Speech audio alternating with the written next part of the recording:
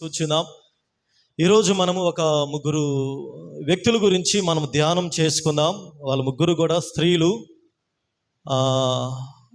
ఆ స్త్రీల పేర్లు ఎస్తేర్, అలాగే రూతు, మరియా.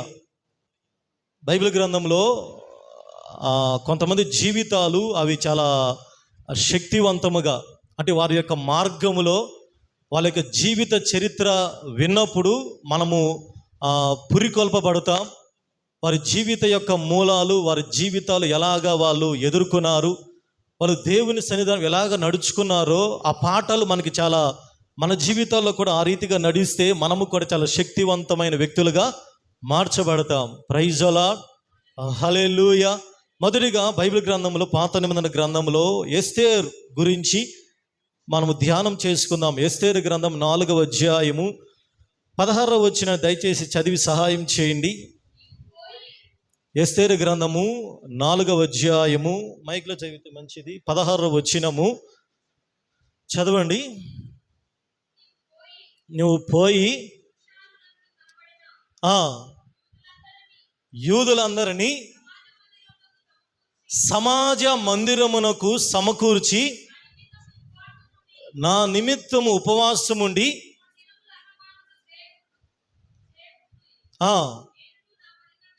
నేనును నా పని కత్తెలను కూడా ఉపవాసం ఉంటాం.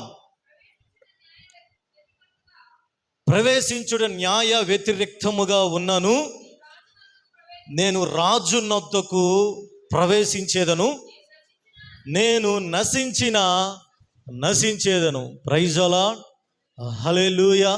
ఎస్తేరు గ్రంథంలో మనకి జరిగిన విషయం అంతా కూడా తెలుసు. ఎస్తేరు గ్రంథము అర్థహషస్త అనే రాజు, దాదాపు ఆయన అక్కడ స్టార్టింగ్లో ఉండిద్ది కదా, ఎన్ని సంస్థానాలు? 127 సంస్థానాలు. బైబిల్ గ్రంథంలో ఎస్తేరు గ్రంథానికి ఉన్న ప్రాముఖ్యత ఏంటంటే, ఈ ఎస్తేరు గ్రంథంలో మన భారతదేశం పేరు కూడా వ్రాయబడింది. అనగా హిందూ దేశం అంటే మనదే భారతదేశం. అహశ్వేరోషు దినములలో జరిగిన చర్యల వివరములు హిందూ దేశం మొదలుకొని కూషు దేశము 127 సంస్థానములు. అర్థహషస్త కదా, అహశ్వేరోషు. Praise the lord.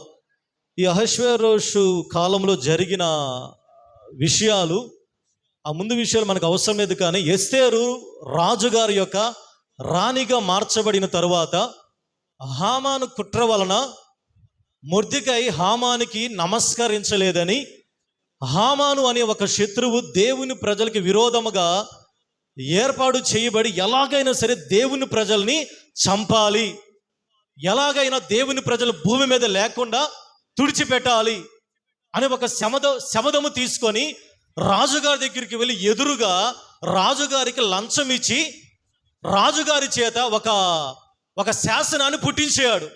ఆ శాసనం ఏంటంటే, పలానా రోజు, పలానా నెల, పలానా తారీఖుల ఈ 127 సంస్థానాల్లో ఉన్న యూదులందరూ కూడా ఒకే రోజు మరణించాలి, అంటే వాళ్ళని చంపేసేయాలి. ఆజ్ఞ బయలుదేరింది. ఎస్తేరు గారు షూషాను అనే ఒక కోటలో ఉన్నారు, రాజుగారి యొక్క నగరంలో. పరిస్థితి చాలా కష్టముగా ఉంది. యూదులందరూ భయపడిపోతూ ఉన్నారు. యూదులందరూ కూడా ఆ యొక్క మరణాన్ని కూర్చున్న శాసనాన్ని విన్నప్పుడు వాళ్ళు చాలా తలకిందులైపోయారు, చాలా భయపడిపోతూ ఉన్నారు. వాళ్ళ ప్రాణాలు గుప్పెట్లో పెట్టుకొని ఆ ఉంటున్న సమయంలో ఈ మాట ఆ చెవిన ఈ చెవిన పడి మొర్దెకై గారు ఎలాగైనా సరే ఎస్తేరు గారికి మాట తెలియచేయాలి. ఎస్తేరు గారికి జరుగుతున్న విషయం అంతా, ఎందుకని ఆమె కోటలో ఎక్కడో రాజుగారి యొక్క అంతఃపురంలో ఉంది. మొర్దెకై గారు చాలా ప్రయాసపడి ఎస్తేరు గారికి ఆ మాటని తెలియచేసాడు. ప్రజలందరూ కూడా నశించిపోవడానికి హామాను అనే ఒక వ్యక్తి శాసనాన్ని పుట్టించాడు. ఈ విషయం విన్న తర్వాత ఎస్తేరు గారు ఫస్ట్లో అంటే యాక్చువల్గా మొర్దెకై గారితో, నేను రాజుగారి దగ్గరికి నేను వెళ్ళలేను, చాలా కష్టమైన పరిస్థితి అని చెప్పిన మొర్దెకై గారు వెంటనే అక్కడ ఒక మాట అంటాడు ఎస్తేరు గారితో. చెప్పండి ఒకసారి, చదవండి ఒకసారి.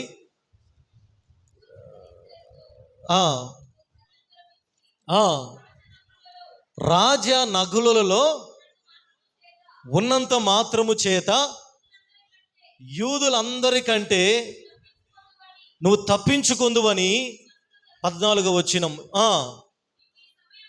నీవు ఈ సమయమందు ఏమియు మాటలాడక యూదులకు సహాయమును మరి యొక్క దిక్కు నుండి వచ్చును గాని నీ తండ్రి ఇంటి నశించెదురు. నీవు ఈ సమయమును బట్టియే నీ రాజ్యమునకు వచ్చితివేమో అని ఆలోచించుకోనమని చెప్పుమనేను. అంటే ఇక్కడ మొర్దెకై గారి మాట ఎలాగుందంటే ఎస్తేరు గారిని పురికొల్పుతా ఉన్నాడు. అది ఇప్పుడు ఎస్తేరు గారు పలికిన మాట ఏంటంటే వెంటనే మొర్దెకై గారితో చెప్పిన మాట, నువ్వు వెళ్ళి షూషను కోటలో అలాగే ఆ ప్రజలందరూ కూడా 3 దినాలు ఉపవాసం ఉండండి, నేనును అంతఃపురంలో ఉన్న వాళ్ళందరం కూడా 3 దినాలు ఉపవాసం ఉంటాం. రాజుగారి దగ్గరికి వెళ్ళటం అది న్యాయ వ్యతిరేకం. ఆ రోజుల్లో రాజుగారి దగ్గరికి వెళ్ళాలి అంటే అది చాలా, ఒక మాటలో చెప్పాలంటే అది మరణాన్ని కొని తెచ్చుకున్నట్లే. రాజుగారి దగ్గరికి రాజుగారి అనుమతి లేకుండా ఎవ్వరు కూడా రాజుగారి యొక్క బంగళాలో ప్రవేశించకూడదు. సొంత భార్య అయినా సరే, వాళ్ళు బంధువులైనా రక్త సంబంధికులైన, రాజుగారి తమ్ముడైనా అన్నైనా ఎవరైనా సరే రాజుగారి ఎదుటికి నిలబడకూడదు. అయితే దానికి ఒక మరొక విషయం ఉంది. ఒకవేళ ఎవరైనా రాజుగారి ఎదుటి నిలబడినప్పుడు రాజుగారి దగ్గర ఉన్న ఆ యొక్క దండం ఉండేది కదా, రాజుగారి యొక్క దండము, అది ఒకవేళ వాళ్ళ వైపు ఇలాగ చాపితే వాళ్ళకి మరణ శిక్ష అనేది విధించకూడదు. ఇప్పుడు ఎస్తేరు గారు ఇక్కడ మొర్దెకైతో ఏ మాట చెబుతుందంటే, రాజుగారి దగ్గరికి ప్రవేశించడం అది న్యాయ విషిద్ధం, అది నిషిద్ధమైనది, అది చాలా కష్టమైనది, అది మరణముతో కూడినది, అది న్యాయ వ్యతిరేకం. అది న్యాయ వ్యతిరేకమైనా సరే నేను రాజుని వద్దకు వెళ్తాను. Praise the lord. నేను నశిస్తాను, నేను చనిపోయినా చనిపోతాను. ఇప్పుడు ఎస్తేరు గారి యొక్క ఈ మాటకి మనకేమర్థమవుతుంది? ఎస్తేరు గారు తెగిస్తున్నారండి. Praise the lord. ఈరోజు మన జీవితంలో ఏమి కావాలి? తెగింపు కావాలి. తెగింపు అనగా ఏమిటి? మన భక్తి జీవితంలో కానీ, మన ప్రార్థన జీవితంలో కానీ, మన యొక్క శక్తివంతమైన డైలీ లైఫ్లో మనము దేవుని కొరకు, దేవుని కార్యముల కొరకు మనము తెగించే వారముగా ఉండాలి. హల్లెలూయా, హల్లెలూయా. షడ్రక్ మేషక్ అబేద్నెగోలు వాళ్ళు ఎలాగా తెగించారో తెలుసా? రాజుగారు ఏమన్నా ఒక ప్రతిమను పెట్టి అక్కడ నిలబెడితే ఆ దేశంలో ఉన్న వాళ్ళందరూ మ్రొక్కారు, కానీ వీళ్ళు ముగ్గురు మటుకి మ్రొక్కలేదండి. ఎంతకు తెగించారో తెలుసా? వాళ్ళు అగ్నిగుండంలో దూకటానికైనా సిద్ధపడ్డారా లేదా? సిద్ధపడ్డారండి. ఎంతకు తెగించారో తెలుసా? రాజుగారితో దానియేలు గ్రంథము 3వ అధ్యాయము 17వ వచనం చదవండి. దానియేలు గ్రంథం 3వ అధ్యాయం 17వ వచనం. మేము సేవించుచున్న దేవుడు మండుచున్న వేడిమి గల అగ్నిగుండములో నుంచి మమ్మను తప్పించి మమ్మల్ని రక్షించుటకు ఆయన సమర్థుడు. ఈ మాట ఎవరితో చెబుతున్నారు తెలుసా? పిల్లలతో కాదండి, మంత్రితో కాదు, స్వయాన దేశాన్ని పరిపాలిస్తున్న రాజుగారితోటి. రాజా, మేము సేవించుచున్న దేవుడు మండుచున్న అగ్నిగుండం నుంచి మమ్మల్ని విడిపించుటకు ఆయన సమర్థుడు. ఆయన ఒకవేళ ఆయన మమ్మల్ని రక్షించకపోయినా మీ ప్రతిమకు మొక్కము మేము ఆ మంటల్లో దూకుదాం. ఆ మాటకి రాజుగారి యొక్క ఆగ్రహము పెరిగిపోయింది.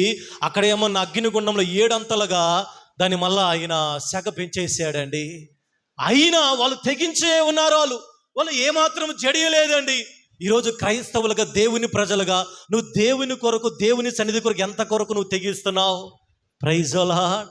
ఈరోజు ఆల్రెడీ ప్రేయర్ అంటే ఎంతమంది వచ్చారండి తెగించి? చెప్పండి. మిగతా వాళ్ళందరూ ఏరి? నా దగ్గర ఒక పేపర్ ఉంది, 80 మంది ఉన్నారు రక్షణ పొందిన వాళ్ళు. మన సంఘం నుంచి రక్షణ పొందిన వాళ్ళు 80 మంది ఉన్నారండి. ఈరోజు ఎక్కడెక్కడ తెగిస్తున్నారు ప్రజలందరూ కూడా? కాసేపు నిద్రపోదాంలే, కాసేపు సినిమాల దగ్గర ఉందాంలే. నేను రాత్రి ఆంధ్రప్రదేశ్ మొత్తం మేల్కొని ఉన్నారు. దేని కొరకు? క్రైస్తవులు కాదులేండి. దేని కొరకు తెలీదా? చాలామంది ఎక్కడో ఉన్నారు. రాత్రి అంతా జాగారం చేసే, తెలీదా మీకు? మహాశివరాత్రి అంటే రాత్రి అంతా జాగారం, నిద్రపోకూడదు. వాళ్ళు హిందువుల ఆచారం, నిద్రపోతే వాళ్ళ చేత పట్టుకునిద్ది అంట. అందుకే రాత్రి అంతా మేలుకొని టీవీల దగ్గర, మేము కూడా చిన్నప్పుడు మహాశివరాత్రి రాగానే ఎవరో ఒకరు టీవీల దగ్గరికి వెళ్ళి రాత్రి అంతా నిద్రపోతే అరిష్టం అని చెప్పి రాత్రి అంతా మేలుకొని ఉండేవాళ్ళు. అంటే అన్యులు చూడండి, వాళ్ళు జీవం లేని వాళ్ళు కొరకు వాళ్ళు రాత్రంతా మేలుకొని ఉంటున్నారు. మనం ఒక 2 గంటలు కూడా దేవుని కొరకు తెగించలేకపోతున్నాం. దేవుని సన్నిధానం, జీవం కలిగిన దేవుని సన్నిధానంలో మన ప్రార్థనలకి ప్రతిఫలం ఇవ్వగలిగిన, మన జీవితాన్ని మార్చగలిగిన, మన వ్యాధుల్ని స్వస్థపరచగలిగిన, మన నిందల నుంచి విడిపించగలిగిన దేవుని కొరకు మనం ఎంతగా తెగిస్తున్నాం ఈరోజు. ఆ రోజు ఎస్తేరు తాను నశించడానికి కూడా సిద్ధపడి తెగించింది కాబట్టి యూదుల మీదకి వచ్చిన ఆ మరణ శాసనాన్ని దేవుడు రద్దుపరిచాడండి. చప్పలు కొడుతూ దేవుని కన్నా మన మహిమపరుద్దాం. ఈరోజు నీ ఇంటిలో, నీ సంఘములో, నీ బజార్లో నీవే దేవుని కొరకు తెగించే వ్యక్తిగా ఉండాలి. నువ్వు దేవుని కొరకు నువ్వు ఏ విషయంలో రాజీ పడకూడదండి. దేవుని కార్యాల్లో నువ్వు ముందుండాలి, తెగించాలి. అరగంట గంట కాదండి, రాత్రి అయినా సరే దేవా నేను నీ కొరకు ఎంచి దినాల్లో నేను తెగించే వ్యక్తిగా ఉండాలి నాయన. అంతేగాని లోక సంబంధ విషయాలు మనం రాజీ పడిపోయి ఎక్కడికక్కడ మన శరీరానికి మనము లోబడే వ్యక్తులుగా ఉండకూడదండి. శరీరం ఏం చెప్పేది? నిద్రపో అని చెప్పేది అండి. అది తెగించడం కాదమ్మా, అది తెగించడం కాదు. ఎస్తేరు మాట వినగానే మనకి ఏమి గుర్తుకు రావాలో తెలుసా? ఎస్తేరు రాజు దగ్గరికి వెళ్ళటానికి అది న్యాయ వ్యతిరేకముగా ఉన్న తెగించి రాజుగారి దగ్గరికి వెళ్ళింది. 3 రోజులు ఉపవాసం ఉండి ధైర్యముగా, నేను ఒకవేళ అనుకుంటాను ఎస్తేరు భయముతో వెళ్ళిందండి రాజుగారి దగ్గర. భయం ఎందుకంటే రాజుగారి దగ్గర అంతకుముందు ఆల్రెడీ రాజుగారు ఒక రాణిగారిని బయటికి నెట్టేశాడు. రాజుగారి మాట వినలేదని. ఆయన భయంకరమైన డ్రింకర్, భయంకరమైన వ్యక్తి అన్నమాట. ఎవరు? అహష్వేరోషు, తెలుసు కదా. ఆయన ఎవరిని కూడా అంతగా, ఒక మాట చెప్పాలి, అంత కఠినాత్ముడు. తన భార్య మాట వినలేదని ముందు భార్యని పంపించేసాడు. ఆ భార్య స్థానంలో కదా ఎస్తేరు గారు వచ్చింది. ఇప్పుడు ఎస్తేరు గారు భయపడతా 3 రోజులు ఉపవాసం ఉంది యాక్చువల్గా రాజుగారి దగ్గరికి వెళ్ళటానికండి. ఉపవాసం ఉందే దేని కొరకు? రాజుగారి దగ్గరికి నిలబడటానికి. 3 రోజులు ఉపవాసం ఉండి వెళ్ళి రాజుగారి యొక్క బంగళాలో నిలబడింది. వెంటనే ఆ పక్కన వచ్చిన వాళ్ళు ఒకసారి చూడండి. రాణి అయిన ఎస్తేరు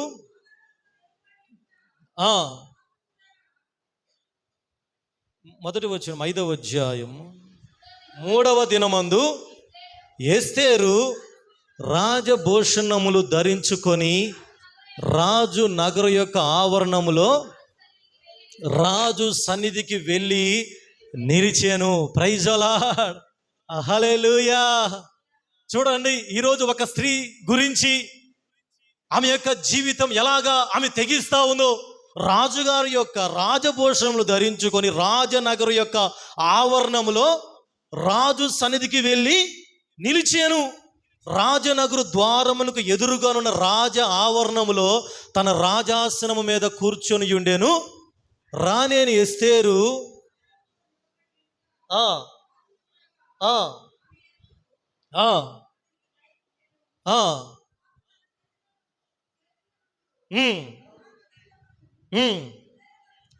ఎస్తేరు తట్టు చాపగా ఎస్తేరు దగ్గరకు వచ్చి దండము యొక్క కొన ముట్టుకొనెను. చప్పలు కొడుతూ దేవుని యొక్క నామాన్ని మహిమపరుద్దాం. Praise the lord. ఏమి జరిగిందండి? రాజుగారి యొక్క ఆగ్రహము చల్లారి రాజుగారు దండము వెంటనే రాణిగారి వైపు చాపాడు. అంటే ఈరోజు మనం దేవునికి తెగిస్తే ఏమి జరిగింది? వెంటనే రాజుగారు ఇప్పుడు ఎస్తేరు గారిని అడుగుతున్నారు, అమ్మా నీకేం కావాలి? రాజు రాణి అని ఎస్తేరు, నీకేమి కావాలి? నీ మనవి ఏమిటి? రాజ్యములు సగము మట్టుకు నీకు అనుగ్రహించబడును. Praise the Lord. తెగించిన వాళ్ళకి దీవెనలండి. ఈరోజు నువ్వు దేవుని కొరకు తెగిస్తేనే రాజుగారి యొక్క ఆగ్రహము చల్లారి కృప వచ్చేసింది. రాణిగారి మీదకి రాజుగారి యొక్క దయ వచ్చింది. దానితో పాటుగా ఇప్పుడు రాజుగారు, అమ్మ నీ మనవి ఏమిటి? నీ ప్రార్థన ఏమిటి? నీకు రాజ్యములు సగము భాగమైనా నేను ఇవ్వటానికి సిద్ధమని చెప్పాడండి. Praise the lord. ఇప్పుడు ఆ దేవాతి దేవుడు రాజులకు రాజు కూడా ఎవరి వైపు ఆయన చూస్తుంటాడు చెప్పండి అమ్మా. ఎవరైతే తెగిస్తారో దేవుని కొరకు వాళ్ళ సైడ్ ఆయన రాజధనం ఎప్పుడూ చాపబడే ఉంటుంది. దానితో పాటుగా ఆయన ఈరోజు మిమ్మల్ని అడుగుతున్నాడు ప్రశ్న, మీకేమి కావాలి? మీ మనవి ఏమిటి? మీరు ఈరోజు ఎందుకు ప్రార్థన చేయడానికి వచ్చారు? అది ఖచ్చితంగా మీకు అనుగ్రహించబడుతుంది. చప్పలు కొడుతూ దేవుని నామాన్ని మహిమపరుద్దాం. హల్లెలూయా. అందుకని మొదటిగా ఎస్తేరు యొక్క స్త్రీ జీవితం నుంచి మనం నేర్చుకున్న పాఠం ఏంటంటే, ఎస్తేరు వల్ల నువ్వు తెగించే వ్యక్తిగా ఉండాలి. ఎస్తేరు వల్ల నువ్వు దేవుని సన్నిధానంలో దైవ కార్యముల విషయముల యందు నువ్వు తెగించే వ్యక్తిగా ఉన్నట్లయితే, ఈరోజు ప్రజలందరూ కూడా, లోకస్తులు, అన్యులందరూ వేటి కొరకమో తెగిస్తున్నారండి. ఇప్పుడు ఎలక్షన్లు రాబోతున్నాయి కదా, వేటికి రాజకీయ నాయకులు ఎన్నో వేటికి తెగిస్తూ ఉన్నారు. వాటి విషయంలో మనం అవసరం లేదు, కానీ మనము తెగించవలసిన దేవుని కొరకు దైవ కార్యముల యందు కొంచెంసార్లు నిద్ర ఒకవేళ మేల్కొని ప్రార్థన చేయవలసి వచ్చిన, దేవుని కొరకు కొంచెం గడపవలసి వచ్చిన, దేవుని దగ్గర ప్రార్థించవలసి వచ్చిన, దేవుని మందిరంలో అది ఏ పనైనా సరే నువ్వు తెగించే వ్యక్తిగా ఈ అంచెదిలో నిలబడాలి. Praise the Lord. హల్లెలూయా. ఆదికాండం 18:31 ఇక్కడ ఒక వ్యక్తి దేవుని దగ్గర ప్రార్థన చేస్తా ఉన్నాడు. చదవండి. అందుకతడు ఇదిగో ప్రభువుతో మాటలాడ తెగించి తిని, ప్రభువుతో మాటలాడ తెగించాను, ఒకవేళ అక్కడ 20 మంది కనబడుదురేమో అని అన్నప్పుడు ఆయన ఆ 20 మందిని బట్టి నాశనం చేయకుందుమనగా. చాలండి. ఎవరితో మాట్లాడటం తెగిస్తున్నాడు? అబ్రహాము గారు దేవునితో తన తమ్ముడు కొడుకైన లోతు కొరకు విజ్ఞాపన చేయడం తెగిస్తున్నాడండి. లోతు ఏమన్నా సొదొమ గొమొర్రా అనగా దేవుడు ఆ యొక్క అగ్ని గంధకాలు కురిపించబోతున్న ఆ పట్టణంలో తన తమ్ముడు కొడుకైన లోతు ఉన్నాడని గుర్తెరిగి దేవుని దగ్గర ఎంతగా తెగించాడో తెలుసా? అసలు అబ్రహాము తెగింపుకి దేవునికే ఒక మాట చెప్పాలంటే విసుగొచ్చని లోతుని కాపాడేసాను పో అన్నాడండి. Praise the lord. మొదటిగా అయ్యా ఆ పట్టణంలో ఏమంటున్నాడు? ఎక్కడి నుంచి స్టార్ట్ చేశాడు? ఆ పట్టణంలో ఒకవేళ 50 మందా? 50 దగ్గర నుంచి 5 దాకా వచ్చాడండి. దేవుని దగ్గర తెగిస్తూ ఉన్నాడు, ప్రార్థన చేస్తూ ఉన్నాడు, విజ్ఞాపన చేస్తూ ఉన్నాడు. అందుకని అంటున్నాడు, ప్రభువుతో నేను మాటలాడ తెగించానయ్యా. ఒకవేళ ఆ పట్టణంలో 50 మంది నీతిమంతులు ఉంటే ఆ పట్టణాన్ని కాపాడతావా? అప్పుడు మళ్ళీ దేవుడు అబ్రహాంకి రిప్లై ఇస్తున్నాడు, అబ్రహాం అని ప్రార్థన విన్నాను. ఒకవేళ ఆ పట్టణంలో 50 మంది నీతిమంతులు ఉంటే వాళ్ళ నీతిమంతుల్ని కాపాడి మిగతా వాళ్ళందరినీ నేను నాశనం చేస్తాను. అబ్రహాం గారికి మళ్ళీ ఆలోచన వచ్చింది, అక్కడ ఒకవేళ 50 మంది లేరేమో. మళ్ళీ ఎక్కడికి దిగుతున్నాడు? 45. Praise the lord.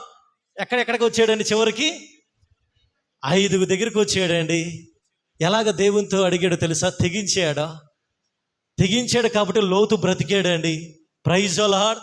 ఈరోజు నీ ప్రార్థనలు నువ్వు ఎలాగా దేవుని అడుగుతున్నా? నీ ప్రార్థన ఎలాగ ఉంది దేవునితో? అందుకనే పౌలు గారు ఎఫెసీ పత్రికలో అనుకుంటా, ఇదిగో ఎపఫ్రా అనే వ్యక్తి గురించి ఇతను ప్రార్థనలో పోరాడుతున్నాడు. అంటే ప్రార్థన అనేది కొన్నిసార్లు మనకి ఎలాగుంటుంది? అది పోరాటం.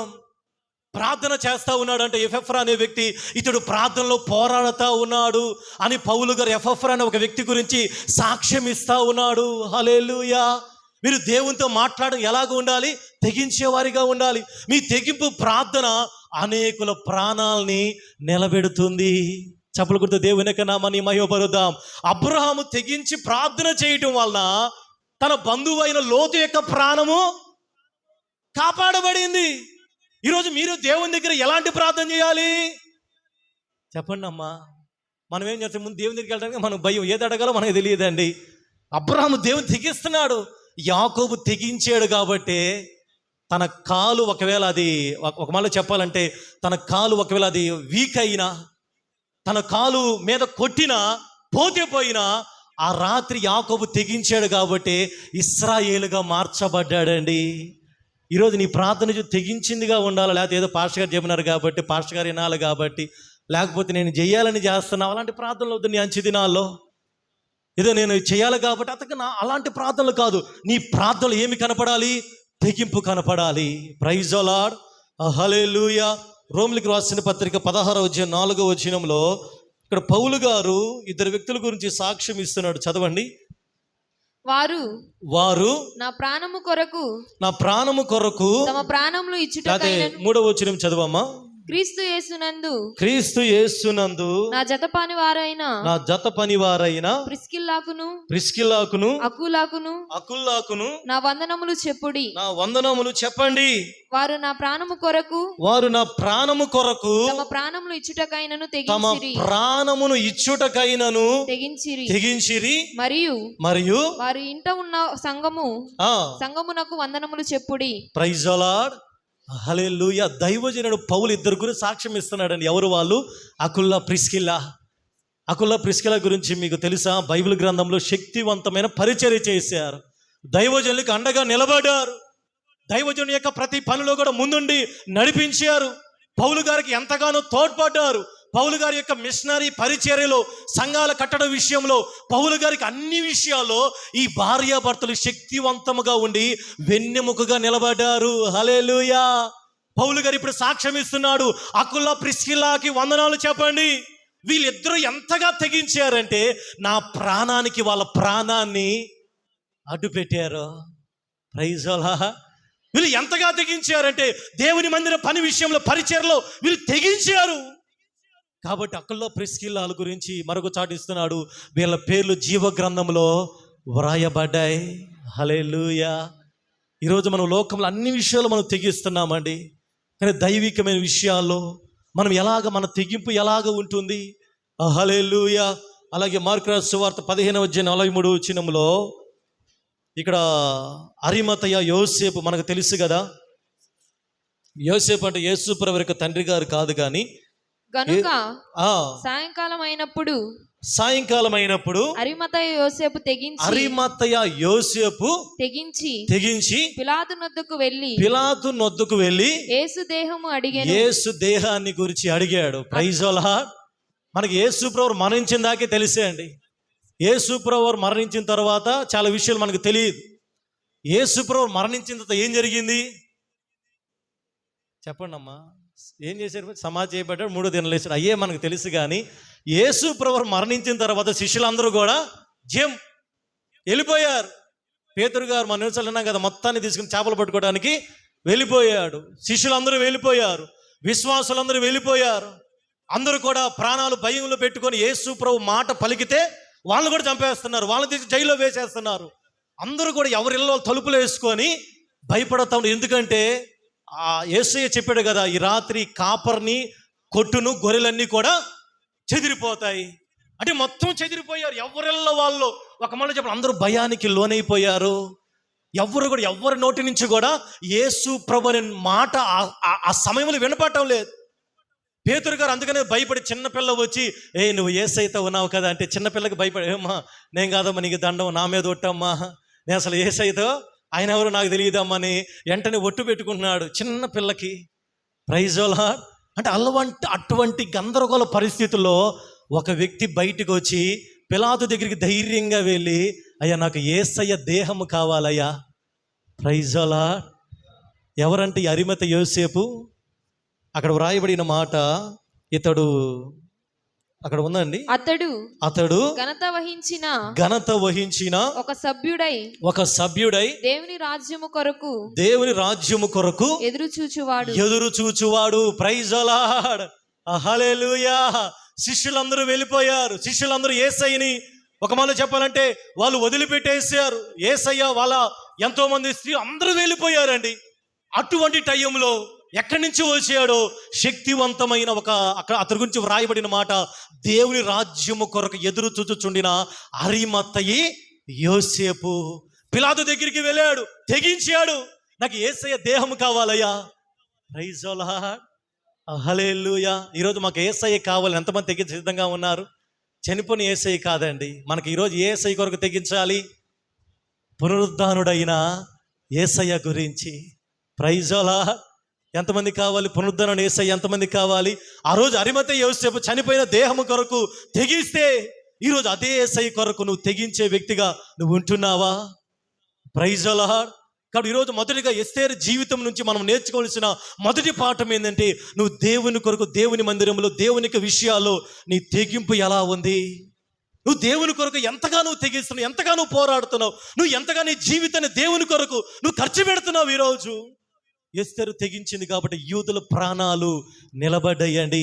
ఆ రోజు ఒకవేళ ఎస్తేరు చేతులు ముడుచుకొని కూర్చొని ఉంటే, నేను రాణిగారి యొక్క పోస్ట్లో ఉన్నాను కదా, రాజభవనంలో ఉన్నాను కదా, వాళ్ళు పోతే పోయారులే అని అనుకుంటే యూదులందరూ కూడా ఒక మాటలో ఒక్కరు కూడా మిగిలే వాళ్ళు కాదండి.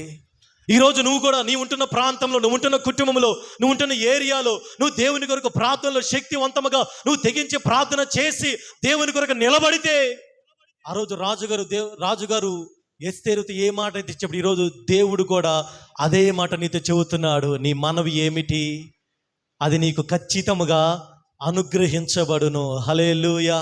కాబట్టి మొదటిగా ఎస్తేరు వల్ల మనం తెగిద్దామండి. Praise the Lord. రాజీ పడవాకండి. నిద్రకి, శరీరానికి, లోకానికి, లోక ఆచారాలకి, ప్రతి వాటికి చీకటి శక్తి రాజీ పడవాకండి, భయపడవాకండి. ఏది మీకు ఎంత మాత్రము హాని చేయ నేరదు. హల్లెలూయా. యాక్చువల్గా ఆ రోజు అధికారంతో హామాను చేతిలో ఉన్నట్లే ఉందండి. హామాన్ ఏమనుకున్నాడు, ఉరికొయ్య 50 అడుగులు చేపించి నవ్వుకుంటా ఉన్నాడు. నేను ఉరి తీపిచ్చేది మొర్దెకైని ఈ ఉరికొయ్య మీదే కదా, కలలు కంటా ఉన్నాడు. ప్రతిరోజు వీళ్ళు తన భార్య బిడ్డలతో చెప్పుకుంటా ఉన్నాడు, ఈ ఉరి కొయ్య మీద నేను మొర్దెకైని ఉరి తీసేది. జరిగిందా? జరగల. ఏ మొర్దెకైని ఉరి తీయాలని హామాను కుట్ర వేసి తన ఇంటి వెనక, తన ఇంటి దొడ్డిలో ఉరి కొయ్య సిద్ధము చేశాడో, ప్రార్థన ద్వారా 2 వ్యక్తులు తెగించడం ద్వారా అదే ఉరి కొయ్య మీద హామానును ఉరి తీసేటట్లుగా మన దేవుడు చేశాడండి. హల్లెలూయా. ఈరోజు మీ జీవితంలో ఏ శత్రువు అయితే కుట్రబన్నాడు, ఏ శత్రువు అయితే, ఏ అపవాద అయితే మీ జీవితాలని, మీ బిడ్డల జీవిత నాశనం చేయాలని కుట్రబడుతున్నాడో, దేవుని సరే మీరు ప్రార్థన చేస్తే మన మీదకి వచ్చిన శత్రువు 7 మార్గముల గుండా తరిమి కొట్టగలిగిన సర్వశక్తి కలిగిన దేవుణ్ణి మనం పూజించడానికి వచ్చామండి. ఒక రాయి దగ్గర, ఒక రప్ప దగ్గరికి మనం రాలా. ఈరోజు ఎవరి సన్నిధానంలో మనం నిలబడ్డాం? దేవాది దేవుని సన్నిధానంలో, జీవము కలిగిన దేవుని సన్నిధానంలో. దేవుని నిలబడ్డావో తెలుసా? ఈరోజు సర్వశక్తి కలిగిన దేవుని సన్నిధానంలో నీ కుటుంబాన్ని, నీ బిడ్డల బ్రతుకుని మార్చగలిగిన దేవుని సన్నిధానం మనం నిలిచినాము కాట. ఈరోజు మనం ఎస్తేరు తెగించడానికి మనము ఏం చేయాలి? మన జీవితాన్ని మనం సిద్ధపరచుకోవాలండి. చిన్న చిన్న రాజీ పడిపోవాకండి. బలహీనతలో ప్రార్థన చేయండి. పౌలు, నేను ఎప్పుడు బలహీనుడునో అప్పుడే నేను బలవంతుడు. బలహీనని కూర్చోవాకండి. అమ్మో ఇది కాదా, శరీరానికి భయపడవాకండి, లోకాశలకి భయపడవాకండి. ఆ యొక్క చీకటి వాడు ఒకవేళ మనమే దాడి చేస్తే ఆ దాడికి భయపడవాకండి. ఎదురు తిరిగి నిలబడండి. చివరికి మన పక్షముగా ఉన్నవాడు, ప్రైజ్ ది లార్డ్, సర్వశక్తి కలిగిన దేవుడు అండి. ఈరోజు చాలామంది క్రైస్తవులకు వాటికి వీటికి తెగిస్తూ ఉన్నారు, వాటికి వీటికి భయపడిపోతే వాడికి సరెండర్ అయిపోతూ ఉన్నారు. నిజమైన క్రైస్తవులు ఎలాగ ఉంటారంట? ప్రతిదానికి తెగించే వారిగా ఉంటారు. హల్లెలూయా. 2వదిగా లూకా సువార్త 1వ అధ్యాయము 38వ వచనాన్ని చదవండి. లూకా సువార్త. అందుకు మరియా, ఇదిగో ప్రభువు దాసురాలను నీ మాట చొప్పున నాకు జరుగును గాక అని దేవుని దూతతో అనేను. దేవుని దూత వచ్చి, యాక్చువల్గా క్రిస్మస్ ఇప్పుడు మనం వింటాము కదా, మరియతోటి, అమ్మ మరియమ్మ, నువ్వు దయాప్రాప్తురాలువి, నీకు శుభము కలుగును గాక, నీకు ఒక బిడ్డ పుడతాడు. ఈ మాట ఒకవేళ వినటానికి మనకు బాగానే ఉండేది, కానీ అసలు ఏ స్త్రీ కూడా వినకూడని మాట అది. ఎందుకనిగా మరియమ్మ గారికి మ్యారేజ్ అవ్వలేదు. పరిశుద్ధాత్మ దేవుడు వచ్చి దూతను పంపి గాబ్రియేల్ని, అమ్మ నీకు బిడ్డ పుడతాడు అనగానే ఆ మాట ఒకవేళ వినటానికి మనకి ఒకవేళ అది సింపుల్గా ఉండొచ్చు, కానీ ఆ మాట రిసీవ్ చేసుకున్న మరియా ఆ దేవుని దూతతో ఉంటుంది, అయ్యా ఇది ఎలాగ జరుగును, నేను పురుషుని ఎరుగనే దానినే, నాకు మ్యారేజ్ అవ్వలేదు కదా, నాకు ఎంగేజ్మెంట్ మాత్రమే అయ్యింది. కానీ వెంటనే దేవుడు మళ్ళా అంటున్నాడు, అమ్మ పరిశుద్ధాత్మ శక్తి నిన్ను కమ్మును, పుట్టబోవు శిశువు పరిశుద్ధుడు అనబడతాడు. ఇది కూడా మనకి వినటానికి బాగానే ఉండొచ్చు, కానీ ఆ మరియ జీవితం ఎలాగుందో తెలుసా? ఆ మాటను రిసీవ్ చేసుకున్నప్పుడు ఎవరైనా ఒకవేళ చూడండి, ఈరోజు ఒకవేళ ఎవరైనా దేవుని దూత వచ్చి మనతో ఒకవేళ లేడీస్తో ఒకవేళ ఆ మాట చెబితే మనం ఎలాగా తీసుకుంటాం ఆ మాటని? మ్యారేజ్ అవ్వకుండా బిడ్డలు పుడుతుంటే లోకంలో తిరగాలంటే ఎలాగుండి చెప్పండి ఒకసారి. చాలా కష్టము కదా, చాలా నింద. మరియమ్మ గారిని ఎవరు ఏ మాట అనకుండా ఉన్నారు అంటారా? మరియమ్మ గారిని ఎవరు కూడా నిందించకుండా ఉండి ఉంటారా? మరియమ్మ గారిని ఎవరు అవమానించకుండా ఉండి ఉంటారా? తన సొంత అంటే కాబోయే భర్తే యోసేపే మరియని విడిచిపెట్టేద్దాం అనుకున్నాడు. తెలుసు కదా, దర్శనంలోనే బలపరచబడి మళ్ళీ మరియమ్మని చేర్చుకున్నాడు. అంటే యోసేపు గారికి డౌట్ వచ్చేసింది. ఇంకా మిగతా ప్రజలకి డౌట్ ఎందుకు రాదని ఎందుకు నిందించారు? Praise the lord. ఇప్పుడు మరియమ్మ గారు దేవునితో అంటున్న మాట ఏంటంటే, నీ మాట చొప్పున జరగకూడదు అనుకుందా, జరగాలనుకుందా? ఇప్పుడు మాట చొప్పున జరుగును గాక దానికి అర్థమేంది? దానికి అర్థమేంది? నేను నింద అనుభవించడానికైనా నేను సిద్ధమయ్యా. నాకు మ్యారేజ్ అవ్వకపోయినా పర్వాలేదు, నేను పురుషుని ఎరకపోయినా పర్వాలేదు, ఒకవేళ ప్రజలు నన్ను నిందించినా పర్వాలేదు, నేను ఒకవేళ దేవుని కొరకు, ఆయన పుట్టబోయే వ్యక్తి లోకరక్షకుడు కాబట్టి ఆయన నా జీవితంలో జన్మించడానికి నేను పూర్తిగా ఇష్టపడుతున్నాను కాబట్టి నీ మాట చొప్పున నాకు జరుగును గాకని ఆ దేవదూతతో చెప్పింది కాబట్టి వెంటనే ఆమె జీవితంలో యేసు ప్రభువు గర్భాన్ని దాల్చాడండి. Praise the lord. అంటే ఇప్పుడు మరియమ్మ గారి యొక్క జీవితం మనకేమి కనబడతా ఉంది?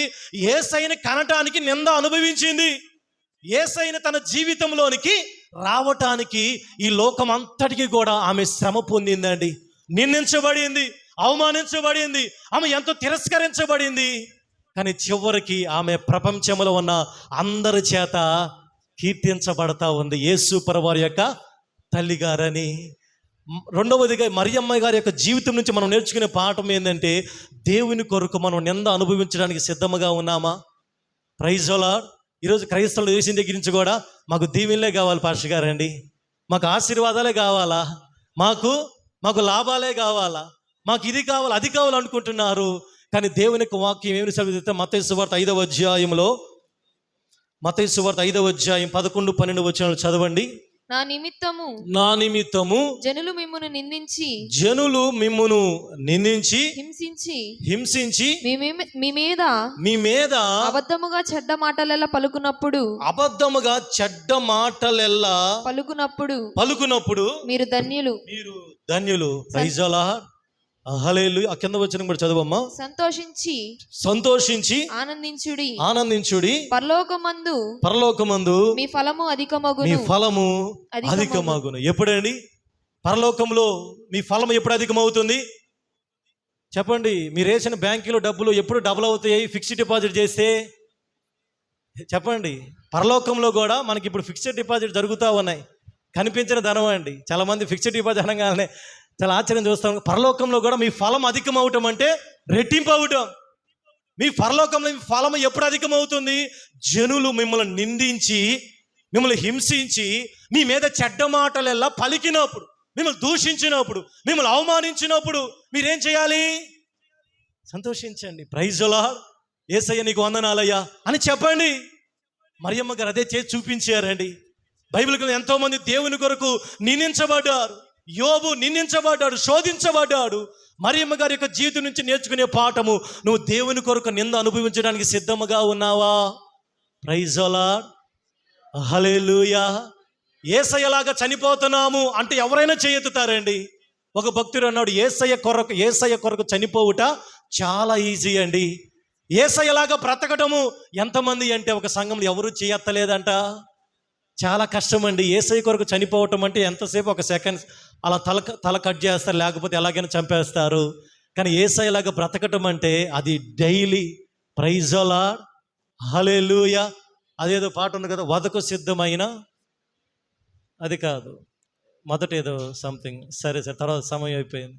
యేసు గొర్రె పిల్లను నేను, వదకు తేబడిన గొర్రె పిల్లను దినదినము చనిపోవచ్చున్నాను. Praise the Lord. హల్లెలూయా. ఈరోజు నువ్వు దేవుని కొరకు నింద అనుభవిస్తున్నావా? దేవుని కొరకు నువ్వు శ్రమ పొందుతున్నావా? నువ్వు దేవునికి నిందించబడితే, ప్రియ దేవుని సంగమం, ఈరోజు నువ్వు ఏ మార్గం గుండా వెళుతున్నావో దేవుడు ఉంటున్నాడు కదా, మీరు సంతోషించండి, మీ ఫలం అధికమవుతుంది. Praise the lord. దీవెనలు వస్తే నేను లేవంటం లేదండి. దేవుడు దీవిస్తాడు, దేవుడు ఆరోగ్యం ఇస్తాడు, దేవుడు ఆయుష్నిస్తాడు, దేవుడు మీకు కావలసిన అన్ని సప్లై చేస్తాడు. కానీ ఈ క్రైస్తవ జీవితంలో కొన్నిసార్లు మధ్య జీవితంలో, కొన్నిసార్లు మన చుట్టుపక్కల వాళ్ళ ద్వారా, మన తోటి సహోదరుల ద్వారా, మన చుట్టుపక్కల ప్రజల ద్వారా, మన బంధువుల రక్త సంబంధికుల ద్వారా మనం ఒకవేళ హేళన చేయబడవచ్చు. ఒకవేళ గిల్టీగా ఫీల్ అవుతున్నావేమో. యేసయ్య నమ్ముకున్న ద్వారా, నువ్వు యథార్థముగా ఉండటం ద్వారా, దేవుని మందిరంలో నువ్వు మంచి సాక్ష్యము కలిగిన ద్వారా ఒకవేళ అనేకులను నిందిస్తున్నారేమో. ఒకవేళ ఆ మార్గము కూడా నువ్వు వెళ్తా ఉంటే ఒకసారి మరియమ్మ నువ్వు జ్ఞాపకము చేసుకో. ప్రైజ్ ది లార్డ్, హల్లెలూయా. ఆమె ఎంత యేసయ్యని కనడానికి ఎంతగా నిందించబడితే, అందుకని యేసయ్య గారు పాట పాడాడు, సుగుణాల సంపన్నుడని. ఆయన ఆ యొక్క మహిమ ఎదుట ఇప్పటి శ్రమలు ఎన్నదగినవి కాదండి. Praise the lord. మరొక చోట అంటాడు, పేతురు రాసిన పత్రికలు అనుకుంటా, మీరు శ్రమ పొందుతున్నప్పుడు చాలామంది అనుకుంటారు దేవుని ఆత్మ మీ మీద నిలుచును. ఒక నిమిషం, ఎక్కడది?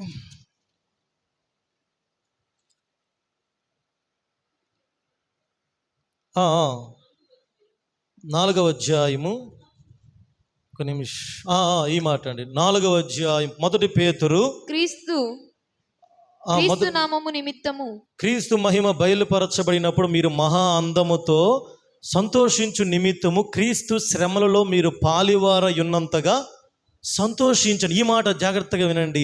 క్రీస్తు నామము నిమిత్తము మీరు నిందల పాలైన ఎడల ఏం జరిగిందంటే వెంటనే మనం ఏమనుకున్న కొన్నిసార్లు దేవుని ఆత్మ, మహిమ స్వరూపి అయిన ఆత్మ అనగా దేవుని ఆత్మ మీ మీద నిలుచుచున్నాడు గనుక మీరు ధన్యులు. Praise the lord. అంటే నిందించబడుతున్న వాళ్ళ మీద కూడా దేవుని ఆత్మ నిలుస్తాడా? నిలబడా? నిలుస్తాడా అండి. మీరు నిందల గుండా వెళ్తున్నారు అంటే దానికి అర్థము మీతో ఎవరు లేరని కాదండి, దేవుని ఆత్మ మిమ్మల్ని విడిచిపెట్టాడని కాదు. ఇక్కడ వ్రాయబడిన మాట మీరు జాగ్రత్తగా చదవండి, దాన్ని ధ్యానించండి. మీరు ఎప్పుడైతే నిందల గుండా వెళ్తున్నారో వెంటనే పరిశుద్ధాత్మ దేవుడు వచ్చి మీ లోపల మీ మీద నిలబడతాడంట. హల్లెలూయా.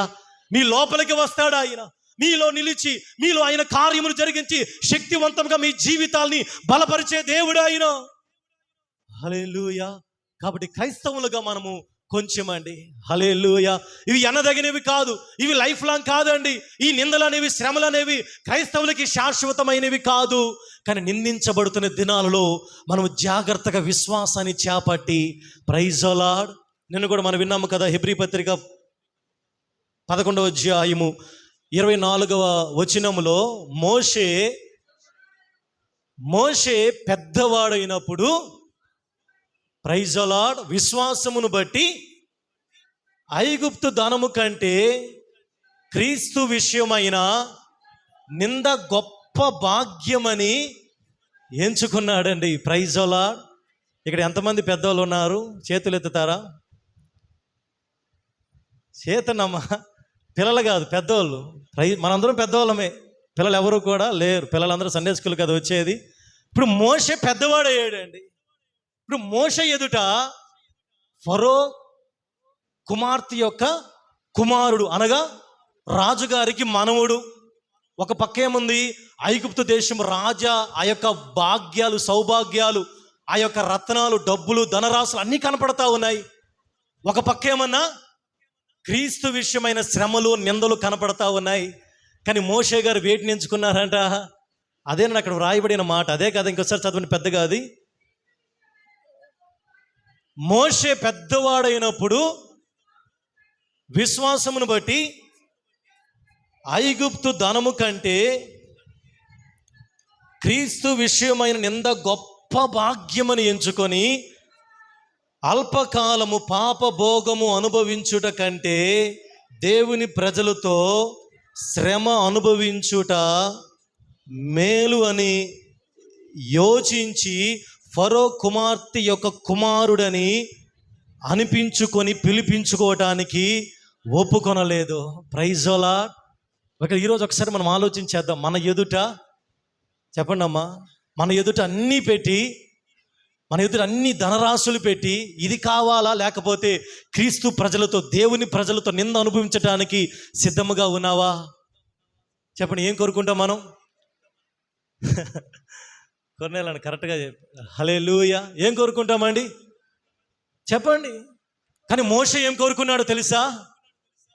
క్రీస్తు విషయం నింద గొప్ప భాగ్యమని ప్రజల దగ్గరికి నన్ను ఎవరు కూడా, అందరూ కూడా ఏమని పిలుస్తున్నారు?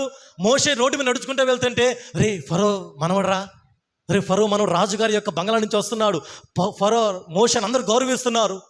ఎవరైనా అంతే కదండి. ఇప్పుడు సీఎం మనవడు కానీ మనదేదో న్యూస్లో కేసీఆర్ మన రోడ్డు మీద వెళ్తుంటే అందరూ పరిగెత్తుకుంటూ వచ్చి కేసీఆర్ మనవడు అని చప్పలు కొడుతూ ఉన్నారు.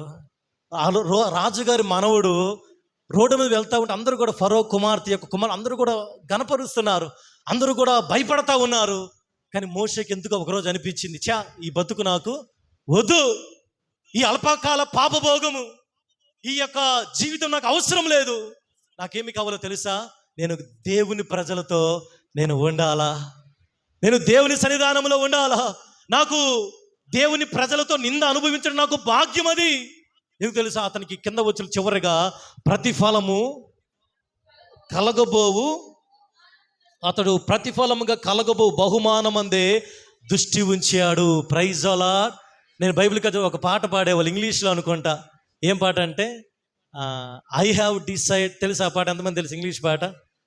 I have decided to follow Jesus, I have decided to follow Jesus, no turning back. English పాటలు భలే ఉంటాయి అర్థం తెలిస్తే. దానికి తెలుగులో అర్థం ఏంటంటే, నేను యేసయ్యని వెంబడించడానికి నేను సిద్ధపడ్డాను, ఇప్పుడు నేను తిరిగి మరలా వెనకకి నేను చూడను. Praise the lord. ఆ పాటలో మొదటి వచనము, the cross before me, the wall behind me. Wall అంటే లోకం, ముందేమన్నా సిలువ ఉంది, వెనకేమన్నా లోకం ఉంది. దానికి వెంటనే భక్తుడు పాడతా 3 చరణాలుగా, no turning back, no turning. దానికి అర్థం తెలుసా, నేను వెనక్కి చూడను. ఈరోజు నీ ముందు యేసయ్య ఉన్నాడు, యేసయ్య సిలువ ఉంది, నీ వెనక లోకం ఉంది, నీ ముందే దేవుని రాజ్యం ఉంది, వెనక సాతానుగా రాజ్యం ఉంది, నీ ముందేమన్నా ఇరుకైన ప్రదేశం ఉంది, నీ వెనక విశాలమైన మార్గం ఉంది, నీ ముందు జీవం ఉంది, నీ వెనుక మరణం ఉంది, నీ ముందు దీవెన ఉంది, నీ వెనుక శాపం ఉంది. ఈరోజు నువ్వు వేటిని కోరుకుంటున్నావు? నువ్వేది కోరుకుంటే అదే నీకు జరుగుతుందండి. దేవుడు అన్నాడు, మీ ఎదుట ఈరోజు జీవాన్ని మరణాన్ని పెడుతున్నాను, ఈరోజు మీ ఎదుట శాపాన్ని ఆశీర్వాదాన్ని పెడుతున్నాను. మీది ఏది కోరుకుంటే అదే మీకు జరుగుతుంది. Praise the lord. అందుకని యేసయ్య కూడా 2 మార్గాలు ఉన్నాయి. ఒక మార్గం ఏమైనా ఇరుకయింది, ఒక మార్గం ఏమైనా విశాలమైంది. ప్రజలందరూ కూడా విశాలమైన మార్గములు వెళుతూ ఉన్నారు కాదండి. హల్లెలూయా. ఈ మార్గంలో కొన్నిసార్లు కష్టాలు వస్తాయమ్మా. ఇరుకైన మార్గం అంటే ప్రైజ్ ద లార్డ్, కొంచెం కష్టాలు వస్తాయమ్మా, కొంచెం నిందలు వస్తాయి, కొంచెం అవమానాలు వస్తాయి, కొంచెం బెదుర్లు వస్తాయి. కొన్ని ఏది వచ్చినా ప్రైజ్ ద లార్డ్. ఎవరంట మనతో ఉన్న దేవుడు? ఆయన విశ్వాసమునకు కర్తయు దానిని కొనసాగించువాడైన యేసయ్య నీతో ఉన్నాడమ్మా. Praise the Lord. నీ శ్రమలలో ఆయన విడిచిపెట్టే దేవుడు కాదా ఆయన? నీ నిందలలో నిన్ను ఫెయిల్ చేసే దేవుడు కాదా ఆయన? నీ కష్టాల్లో నిన్ను పక్కన పడేసి నువ్వు ఏడుస్తూ ఉంటే ఆయన నవ్వుతూ ఉండే దేవుడు కాదా ఆయన? నీ జీవితంలో ఎన్నోసార్లు అట్ర ఫ్లాప్ అయినా సరే మరలా ఆయన నిన్ను బలపరిచి శక్తివంతముగా నీ పాదములు బండ మీద నిలబెట్టి నీ జీవితంలో ఒక గొప్ప మార్పును కలుగ చేయగలిగిన దేవుని సన్నిధానంలో ప్రార్థించడానికి వచ్చామా. హల్లెలూయా. నిందల గురించి ఆలోచించవాకండి, నిందల గురించి పట్టించుకోవాకండి. ఎవరైనా మిమ్మల్ని ఒకవేళ తిరస్కరించినా, చెడ్డ మాటలు పలికినా అది గొప్ప భాగ్యమని ఎంచుకోనండి. వెంటనే పరలోకంలో మీ డిపాజిట్ రెట్టింపు అవుతుంది. Praise the lord. మీ ఫలం అధికమవుతుంది. మీకు గొప్ప ప్రతిఫలాన్ని దేవుడు ఇస్తాడు. కాబట్టి మరియమ్మ గారి యొక్క జీవితం నుంచి మనం నేర్చుకునే పాఠం మీద తెలుసా? ఏం పాఠం? దేవుని కొరకు నింద అనుభవించాలి. అది భాగ్యముగా ఎంచుకోనండి. దాన్ని తిరస్కరించవాకండి, దాని నుంచి పారిపోవాకండి, దాని నుంచి అమ్మో దేవుని మందిరం నేను యథార్థముగా ఉంటే నాకు నిందలు వస్తున్నాయి అనుకోవాకండి. పచ్చి చెట్టుకే కదా పురుగులు పట్టేది, ఎండిన చెట్టుకి పురుగులు పడతాయా? చెప్పండి అమ్మా. పచ్చి చెట్టుకి పురుగులు పట్టేది, ఎండిన చెట్టుకి ఏది పట్టవు, అది ఎండిపోయినట్టే ఉండేది. నువ్వు మంచిగా యథార్థముగా దేవుని కొరకు నువ్వు సత్య మార్గంలో నడిస్తే, క్రీస్తునందు తిమోతి పత్రికలు అనుకుంటా, సద్భక్తితో బ్రతక ఉద్దేశించిన వానికి ఏమొస్తాయి? డబ్బులు వస్తాయా? సద్భక్తితో మంచి భక్తితో నేను బ్రతకాలి అనుకునే వాళ్ళకి ఏమొస్తాయంటే వెంటనే ప్రైజ్ ద లార్డ్ హింసలు వస్తాయండి. హల్లెలూయా, హల్లెలూయా. బైబిల్ గ్రంథం ఎంతోమంది నిందించబడ్డారు, కానీ వాళ్ళు దేవునికి రాజ్యంలో గొప్ప శక్తివంతమైన దీవెనలు పొందుకున్నారు. హల్లెలూయా. మూడవ వ్యక్తి రూతు. చెప్పంటారా? చాలామంది నిద్రపోతా ఉన్నారు. రూతు గ్రంథం రూతు గ్రంథం 3వ అధ్యాయము 10వ వచనాన్ని చదవండి. అతడు నా కుమారి యెహోవా చేత నీవు దీవెన నొందిన దానవు. కొద్ది వారినే గాని గొప్పవారినే గాని యవనస్తులను నువ్వు వెంబడింపక ఇండుట వలన నీ మునుపటి సత్ప్రవర్తన కంటే వెనుకటి సత్ప్రవర్తన మరి ఎక్కువైంది. ప్రైజ్ ది లార్డ్, హల్లెలూయా. ఇక్కడ రూతు గురించి మనందరికీ తెలుసు కదా. రూతు మోయాబీరాలు. బెత్లెహేము నుంచి మోయాబు దేశానికి ఒక కుటుంబం వెళ్ళి ఎలీమెలెకు, అలాగే ఎలీమెలెకు యొక్క భార్య నయోమి, వారికి 2 బిడ్డలు హోప్ని, ఫీనెహాస్, మహులోను, కిలియోను. వీళ్ళిద్దరికీ రూతు, ఓర్పా. యాక్చువల్గా మోయాబు దేశము చాలా శాపగ్రస్తమైనది. దేవుడు పాత నిబంధన గ్రంథంలో మోయాబీయులు మీరు ఎవ్వరూ కూడా వాళ్ళతో సంధి చేసుకొనకూడదు, మోయాబీయులు ఎవరు కూడా దేవుని సన్నిధికి, అంటే 10 తరముల వరకు కూడా వాళ్ళు శపించబడిన వ్యక్తులు వాళ్ళు. అయితే ఎలీమెలెకు గారు ఎందుకో బెత్లెహేముని విడిచిపెట్టి మోయాబు దేశానికి వెళ్ళి ఆయన చనిపోయి తన 2 బిడ్డలు చనిపోయారు. చివరికి నయోమి వాళ్ళిద్దరు కోడన్లే మిగిలిపోయారు. సరే, నయోమి గారు ఎంతో బాధపడి తిరిగి మరలా దేవుడు దర్శించాడని తిరిగి ప్రయాణమై బెత్లెహేమునికి వస్తూ ఉంది. అయితే పెద్ద కోడలు ఓర్పా ఏమన్నా తన అత్తను ముద్దు పెట్టుకొని తన దారి తాను చూసుకుంది. కానీ రూతు తన అత్తతో చెప్పిన మాట మనందరికీ తెలుసు కదా. అమ్మా, నా దగ్గర ఇంకెవరు బిడ్డలు లేరు, నేను ఒకవేళ నీకు మ్యారేజ్ చేయడానికి అయినా నీ దారి నువ్వు చేసుకోమా అంటే వెంటనే రూతు తన అత్తతో ఏం చెప్పింది తెలుసా? నువ్వు ఎక్కడికి వెళితే నక్కడికి వెళతాను, నువ్వు ఎక్కడ, నీ దేవుడే నా దేవుడు, నువ్వు నివసించిన చోటే నేను నివసిస్తాను, నీ జనమే నా జనం, నీ దేవుడే నా దేవుడు, నువ్వు ఎక్కడ మృతి నొందితే నేను అక్కడ మృతి పొందుతాను అత్త అని తన అత్తను వెంబడించి బయలుదేరి బెత్లెహేము పట్టణానికి వచ్చిందండి. Praise the lord. రూతు ఎంత త్యాగము చేసిందో తెలుసా? రూతు తన అత్తను ఎంతగా వెంబడించిందో తెలుసా? అక్కడికి వచ్చిన తర్వాత ఆ జరిగిన స్టోరీ మనకు తెలుసు కదా. బోయాజుని తన బంధువులు, ఇశ్రాయేలు ప్రజల్లో కొన్ని కట్టడలు ఉన్నాయన్నమాట. అవన్నీ చెప్పాలంటే కొంచెం టైం పట్టింది కాబట్టి బోయాజుని వివాహం ఆడటానికి రూతు తన అత్త ద్వారా ఆమె ప్రోత్సహించబడి బోయాజుని ఆయన యొక్క పొలములో ఆ పరిగ ఏరుకోవడానికి వెళ్ళినప్పుడు ఏ రీతిగా ఆయనను వెంబడించి శక్తివంతంగా నిలబడి బోయాజుని వివాహం ఆడి ఆ బోయాజు వంశంలో నుంచే ప్రభువైన యేసుక్రీస్తు వారి లోకానికి వచ్చాడా. Praise the lord. రూతు గారి యొక్క జీవితం మనకి ఎవరికి ఎలా కనపడుతుందంటే, బోయాజు అంటున్నాడు కదా, అమ్మా రూతు, నీ జీవితం నాశనం అయిపోయింది, నీ బ్రతుకులో ఎటువంటి హోప్స్ లేవు, నువ్వు మోయాబీరాలివి, నువ్వు శాపగ్రస్తురాలివి. కానీ ఇవన్నీ నువ్వు పక్కన పెట్టేసి నువ్వు ఎవరిని కూడా నువ్వు వాటి వెంట నువ్వు వెంబడించకుండా నువ్వు నిలకడగా నన్ను వెంబడించి నీ అత్తను వెంబడించి వచ్చావు కాబట్టి కింద అంటున్నాడు కదా, నువ్వు చేసిన దానికి యెహోవా ప్రతిఫలం ఇచ్చును. Praise the lord. నీ మునుపటి ప్రవర్తన కంటే నీ ప్రవర్తన ఇప్పుడు ఎలాగో తెలుసు, అది ఎక్కువగా ఉంది. Praise the lord. మూడవదిగా రూతు వెంబడించిన విధానం అండి. రూతు తన అత్తని కానీ తన కాబోయే భర్తను కానీ, అంటే బోయాజు ఎవరికి సాదృశ్యంగా తెలుసా? క్రీస్తుకు సాదృశ్యంగా ఉన్నాడండి. Praise the lord. ఈరోజు సంఘం అనగా మనందరం ఏమెవరు? వధువు. యేసు ప్రభువు పెళ్లి కుమారుడిగా సాదృశ్యంగా ఉన్నాడు. ఇప్పుడు ఆయన్ని మనం ఒకరోజు ఆ పెళ్లి కుమార్తె ఆ యొక్క పరలోకంలో ఆయన మనం వివాహం ఆడబోతున్నాం. Praise the Lord. మధ్యాకాశంలో ఇప్పుడు మధ్యకాలం వివాహం ఆడాలి అంటే ముందుగా మనం ఎవరిని వెంబడించాలి? మనం ఎవరినైతే వివాహం ఆడబోతున్నామో ఆ బోయాజుకి సాదృశ్యంగా ఉన్న క్రీస్తుని మనం ఎలాగ వెంబడిస్తున్నాం? హల్లెలూయా. రూతు ఎవరిని వెంబడించలేదు. కొద్దివారిని కానీ గొప్పవారిని కానీ యవనస్తులు కానీ ఎక్కడికంటే అక్కడ తిరగలేదండి.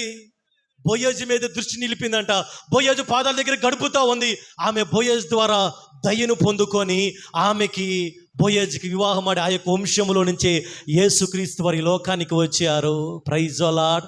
ఈరోజు నువ్వు మందిరానికి వస్తున్నావు మంచిదే, రక్షణ పొందావు మంచిదే. నీ యొక్క మార్గము, నీ ప్రవర్తన, నువ్వు ఎలాగ వెంబడిస్తున్నావు యేసయ్యని, నీ యొక్క వెంబడించే జీవితం ఎలాగ ఉంది, నువ్వు యేసయ్యని నువ్వు వెంబడిస్తావు అని ఒకసారి ఆలోచన చేయండి. నువ్వు ఎలాగ ఆయన్ని ఫాలో అవుతున్నావు, నువ్వు ఎలాగ ఆయన అనుసరిస్తున్నావు, ఆయన మార్గం నువ్వు ఎలాగ నడుస్తున్నావు. రూతు శక్తివంతముగా వెంబడించింది కాబట్టే యేసు ప్రభువారి యొక్క, ఒకమాల చెప్పాలంటే తాతమ్మగా, 4 ఫాదర్స్, యేసు ప్రభు యొక్క వంశవలిలో రూతు యొక్క పేరు మార్చబడిందని. మోయాబీరాలు, ఎందుకు పనికిరాని జనాంగం, శాపగ్రస్తమైన జనాంగం, దేవుని ప్రజల్లో చేర్చబడిన జనాంగం. అటువంటి స్త్రీ ఆ యొక్క ఆశీర్వాదం నిజం గొప్ప దీవెన కదా. యేసయ్య యొక్క వంశవలి రూతు పేరు చేర్చబడటం కారణం ఏం తెలుసా? ఆమె అంతగా దేవునిని వెంబడించి దైవికమైన బిడ్డలలో చేర్చబడింది. హల్లెలూయా. పౌలు గారు అందుకని అంటాడు, 2 కొరింథీ 11 చదవండి. 2 కొరింథీ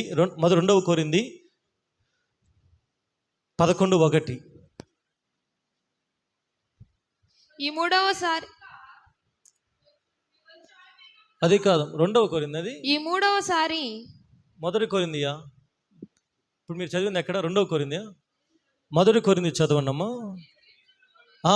పౌలు గారు అంటున్న మాట చూడండి ఇక్కడ, నేను క్రీస్తును పోలి నడుచుకున్న ప్రకారము మీరు నన్ను పోలి నడవండి. Praise the Lord. వెంబడించడం అంటే మన యొక్క నడక, మన ప్రవర్తన అండి. మనం ఎవరిని పోలి నడుస్తున్నా, మన యొక్క ఆలోచనలు కానీ, మన తలంపులు కానీ, మనం ఎవరి మార్గంలో మనం నడుస్తున్నాం. పౌలు గారు అంటున్నారు కదా, సంగమా మీరు ఎవరినంటే వాళ్ళని ఫాలో అవ్వగాకండి, ఎవరినంటే వాళ్ళని వెంబడించవాకండి. మీరు నేను క్రీస్తుని ఎలాగ పోలి నడుచుకొనుచున్నానో సేమ్ అదే మాదిరిగా మీరు కూడా మీ మాటలు కానీ, మీ ప్రవర్తన కానీ, మీ భక్తి జీవితం కానీ, మీ తలంపులు కానీ, మీ ఆలోచన కానీ మీరు ఎలాగ ఉండాలి? క్రీస్తు స్వరూపం వలె మీరు ఉండాలి. హల్లెలూయా, హల్లెలూయా. 1 రాజుల గ్రంథం 11:10 చదవండి. 1 రాజుల గ్రంథము 11:10. నీవు ఇతర దేవతలను వెంబడింపవలదని, నువ్వు ఇతర దేవతలను వెంబడించవద్దని అతనికి ఆజ్ఞాపించినను సొలొమోను హృదయము ఆయన యొద్ద నుంచి తొలగిపోయింది. మన సొలొమోను గురించి విన్నాము కదా, ఎంత జ్ఞానవంతుడిగా మార్చబడి దేవుడి దగ్గర ప్రార్థన చేసి అనుకూలముగా దేవుని ద్వారా జ్ఞానాన్ని, ఐశ్వర్యాన్ని, ఘనతని పొందుకున్న వ్యక్తి. బైబిల్ గ్రంథంలో, పాత గ్రంథంలో సొలొమోను అంత జ్ఞానవంతుడు అతని ముందర రాజుల్లో కానీ అతని తర్వాత రాజులు కానీ ఎవ్వరూ లేరండి. ఈ జ్ఞానం అంతా సొలొమోనుకి ఎవరి ద్వారా వచ్చింది? పరమజ్ఞాని అయిన యేసయ్య ద్వారా కలిగింది. కాలక్రమం ఏమి జరిగింది తెలుసా? సొలొమోను ఇతర దేవతల్ని వెంబడించడం ప్రారంభించాడు. యేసయ్యని పక్కన పెట్టి, దేవుని పక్కన పెట్టేసి దేవుడు ప్రత్యక్షమయ్యాడు. అయ్యా సొలొమోన్, నువ్వు ఇతర దైవతలను వెంబడించదయ్యా, ప్లీజ్, నేను కదా నీకు జ్ఞానం ఇచ్చింది, నన్ను వెంబడించయ్యా. ఆల్రెడీ 2 సార్లు ప్రత్యక్షమై చెబితే అప్పటికి సొలొమోను గారికి హృదయం అంట అతని దగ్గర నుంచి పోయింది. నువ్వు ఇతర దేవతలు వెంబడించవద్దు, నువ్వు ఇతర కార్యాల వైపు నీ ఆ జోలికి వెళ్ళొద్దు, నన్ను వెంబడించయ్యా, నన్ను ఫాలో అంటే అప్పటికి సొలొమోను దేవుణ్ణి విడిచిపెట్టేసాడండి. రాజ్యం ఏమైపోయిందంట సొలొమోను కాలంలో? తన కుమారు రెహబాము కాలం 2 భాగాలుగా విభజించబడిపోయింది సొలొమోను చేసిన అజ్ఞాన పని వలన. ఈరోజు మనం మొదట్లో బాగానే ఉన్నాం, మొదట్లో యేసయ్య మార్గంలో నడిచాం, మొదట్లో యేసయ్యను మనం వెంబడించాం, మన ప్రార్థన, మన భక్తి కానీ మనం యేసయ్య మార్గంలో నడిచాం. కానీ ఈరోజు ప్రెజెంట్ మనం ఎవరిని వెంబడిస్తున్నాం? Praise the lord. మన యొక్క క్రియలు కానీ, మన మాటలు కానీ అవి ఎవరి వలే ఉంటున్నాయి, మన ఆలోచనలు కానీ ఎవరి వలే ఉంటున్నాయి. అందుకని బైబిల్ గ్రంథంలో 2 రాజులు 18:5-6 చదవండి. ఇక్కడ ఒక వ్యక్తి గురించి చెబుతున్న మాట. 2 రాజుల గ్రంథము 18:5-6. అతడు ఇశ్రాయేలుల దేవుని యందు, తన దేవుడైన యెహోవా యందు విశ్వాసము ఉంచినవాడు. ఒక్కరు చదవండి అమ్మా. అతని తరువాత వచ్చిన యోధా రాజులలోను తన పూర్వీకులైన రాజులలోను అతనితో సమానమైన వాడు ఒక్కడునూ లేడు. అతడు యెహోవాను హత్తుకొని ఆయనను వెంబడించుటలో వెనుక తీయక. చాలండి, ప్రైజ్ ద లార్డ్. చూడండి, ఎవరి గురించి ఈ మాట చెప్పండి తెలుసా? హిజ్కియా గురించి అండి. శక్తివంతమైన రాజు. అతని ముందర రాజులో కానీ అతని పూర్వీకుల్లో కానీ హిజ్కియా వలె దేవుణ్ణి వెంబడించిన వారు ఎవ్వరూ లేరు. ఎవ్వరూ కూడా అంతగా దేవుని హత్తుకొని ఆయన మార్గములలో దేవుడు చెప్పిన ప్రతి మాటకి లోబడుతూ నడుచుకుంటా ఉన్నాడు. హిజ్కియాని దేవుడు దీవించాడు. మరణకరమైన పరిస్థితి వచ్చినా తప్పించేసి శక్తివంతమైన రాజుగా దేవుడు నిలబెట్టాడండి. హల్లెలూయా. నీ ముందుగా నీ వెనకల గురించి ఆలోచించు. ఒక నా ముందు వాళ్ళు ఇంతే భక్తి చేశారు కదా, నా వెనకలు అలాగున్నారు కదా, వాళ్ళు వెళ్ళిపోయారు కదా, వీళ్ళు ఉన్నారు కదా, వాళ్ళు అనుకోవాకండి. ఎప్పుడు కూడా నేటి గురించి ఆలోచించేవాడు. ఈరోజు నువ్వు ఎలాగ ఉంటున్నావు, నువ్వు ఎలాగ దేవుని వెంబడిస్తున్నావు? నీ తరములలో నీవే శక్తివంతమైన ప్రార్థన పరుడుగా మార్చబడాలి. నీ కుటుంబంలో, నీ యొక్క సంఘంలో, నీ బజార్లో, నీ యొక్క సమాజంలో నీవే దేవుని కొరకు ఒక శక్తివంతమైన వ్యక్తిగా మార్చబడాలి. ఈరోజు ప్రజలు ఏమనుకున్నారంటే మన ముందు ఇలాగున్నారు కదా, మనం వెనుకున్న వాళ్ళు అలాగున్నారు కదా. కాదండి, హిజ్కియా నాకు అనుకోలేదండి. హిజ్కియా ముందున్న రాజులందరూ కూడా ఫెయిల్ అయిపోయిన వాళ్ళు, హిజ్కియా వెనుకున్న వాళ్ళందరూ కూడా ఫెయిల్ అయిపోయిన వాళ్ళు. వీళ్ళందరినీ పక్కన పెట్టి హిజ్కియా ఒక్కడే దేవుని కొరకు వెంబడించటంలో వెనుకొక తీయక. Praise the Lord. దేవుడు అందుకనే మరణకరమైన పరిస్థితిలో ఎలాంటి ప్రార్థన చేశాడో తెలుసుగా అండి. శక్తివంతమైన ప్రార్థన. గోడ వైపు తన ముఖము తిప్పుకొని, దేవా యథార్థ హృదయం నీ సన్నిధానం నేను ఎలాగ నడుచుకున్నానో ఒక్కసారి జ్ఞాపకము చేసుకయ్యా. ఎంతసేపు చేశాడండి? గంట? చెప్పండి 40 రోజులు ఉపవాసం ఉన్నాడా? చెప్పండి, ఏం చేశాడు? ఎంతసేపు చేశాడండి? ఒక్క small prayer. Praise the lord. నువ్వు నిజంగా దేవుని వెంబడిస్తే నువ్వు దాని కొరకు దేవుని దగ్గర దివారాత్రులు మొరపెట్టాల్సిన అవసరం లేదండి. ఒక్క స్మాల్ ప్రేయర్ నీ జీవితాన్ని మారుస్తుందమ్మా. Praise the lord. నువ్వు ఎక్కడ ఉండి ప్రార్థించినా, నువ్వు నడి రోడ్డు మీద ఉండి ప్రార్థించినా, అది గాఢాంధకారమైన, అది మరణాంధకారమైన, అది ఏదైనా సరే, నీ ప్రార్థనలో యథార్థత ఉంటే. హిజ్కియా ఏ ప్రార్థన చేశాడో ఎందుకో తెలుసా? అతని జీవితం అతనికి తెలుసా అండి. అందుకని దేవునితో ధైర్యంగా చెబుతాడు, అయ్యా ఒక్కసారి నేను ఎలాగ నడిచానో, నేను ఎలాగ వెంబడించానో ఒక్కసారి ప్లీజ్ జ్ఞాపకం చేసుకయ్యా. దేవుడు ఒకవేళ చూస్తుంటాడు హిజ్కియా యొక్క ఆ జీవితం అంతా ఎలాగ నడిచాడో. దేవుడు పరిశీలించుంటాడండి, ఏదీ కనపడలేదు.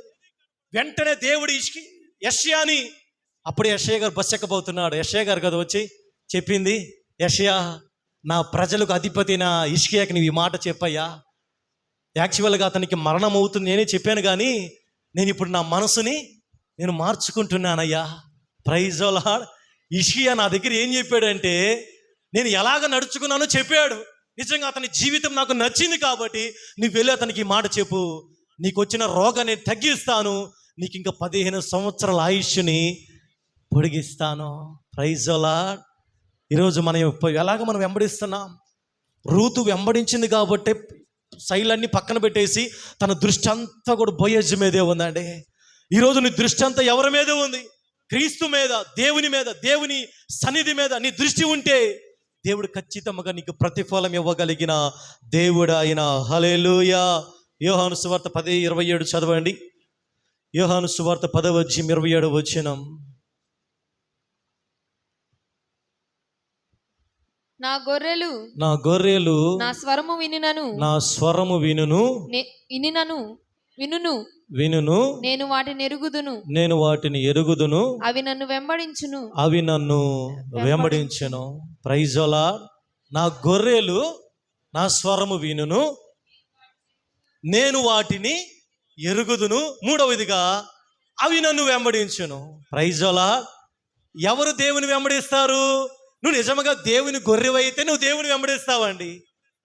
దేవుని గొర్రెవైతే దేవుడు నీతో మాట్లాడతాడు, దేవుడు నిన్ను దర్శిస్తాడండి. గొర్రెలు నా స్వరము వింటాయి. రెండవదిగా నా స్వరం విన్న గొర్రెలకి నేను ఎరుగుతాను. మూడవదిగా జరిగేది ఏం తెలుసా? అవి నన్ను వెంబడిస్తాయి. హల్లెలూయా. ఈరోజు దైవం నేను అడుగుతున్న ప్రశ్న, నువ్వు నమ్ముకున్న యేసు ఎవరు నీకు తెలుసా? ఎప్పుడైనా స్వరం విన్నావా? నీ కష్టకాలంలో, నీ వ్యాధి బాధల్లో, నీ యొక్క నిందల సమయాలలో, నీ కష్టాలు గుండా వెళుతున్నప్పుడు యేసయ్య స్వరాన్ని విన్నావా?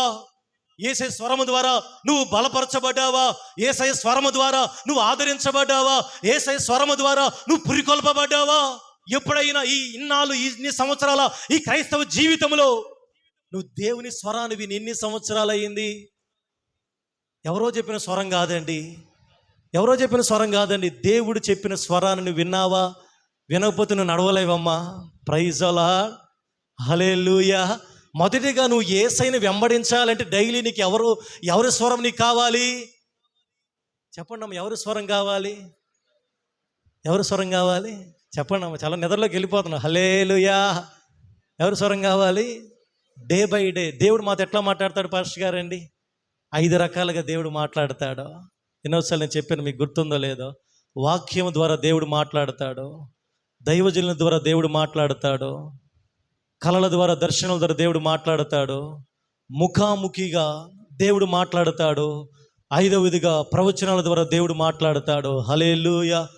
ఇందులో ఎలాగ మాట్లాడినా పర్వాలేదండి. ప్రతి డే బై డే మీరు దేవుని స్వరాన్ని వినటం నేర్చుకోండి అమ్మా. మీ మార్గం అది సులువుగా ఉంటుంది. మీరు దేవుని స్వరాన్ని వినటం నేర్చుకుంటే అది శక్తివంతంగా మార్చబడుతుంది. హల్లెలూయా. చివరిగా ముగింపులోనికి వచ్చేస్తున్నాం. మత్తయి సువార్త 10:38 చదవండి. మత్తయి సువార్త 10:38. యేసుని వెంబడించేటప్పుడు మనం ఎలాగ? తన సిలువను ఎత్తుకొని నన్ను వెంబడించని వాడు నాకు పాత్రుడు కాదు. యేసుని వెంబడించాలంటే ముందు మన మెల్లలో ఏముండాలి చెప్పండి? ఇప్పుడే అనగానే గవకన మెల్లకి తిరణాలకి వెళ్ళి సిలువలు కనుక చాలా మంది మెల్ల వేసుకుంటే అవి కాదండి. ఒకరో పాస్టర్ ఇలాగే చెప్పారంట, సిలువ ఎత్తుకొని వెంబడించాలంటే మెల్ల వేసుకొని ఆ తిరణాలు అమ్ముతుంటారు కదా, అవి వేసుకొని వచ్చి కూర్చో పాస్టర్ గారు మేము సిలువను ఎత్తుకున్నాం. అవి కాదు సిలువ ఎత్తుకోవటం అంటే.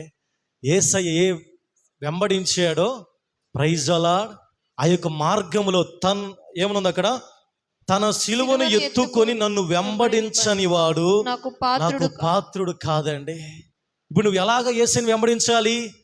నీ భుజాల మీద సిలువ ఉందా? మెల్లో కాదండి. Praise the lord.